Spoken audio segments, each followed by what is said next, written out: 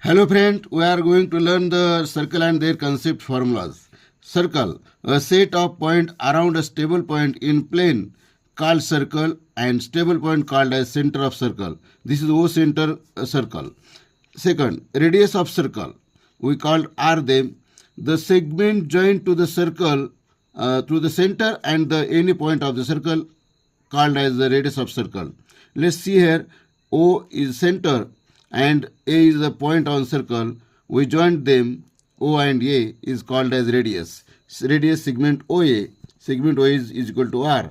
We can draw number of radius to the circle and all radius are same.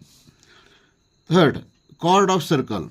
The segment joint any 2 point of circle called as chord of circle. Here we joint A point and B point. This is segment AB is called as chord.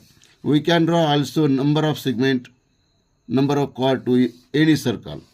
Fourth, diameter of circle. The segment goes from center and joined to any 2 point of circle called diameter of circle, or the biggest chord called as diameter of circle. There are many diameter to the circle.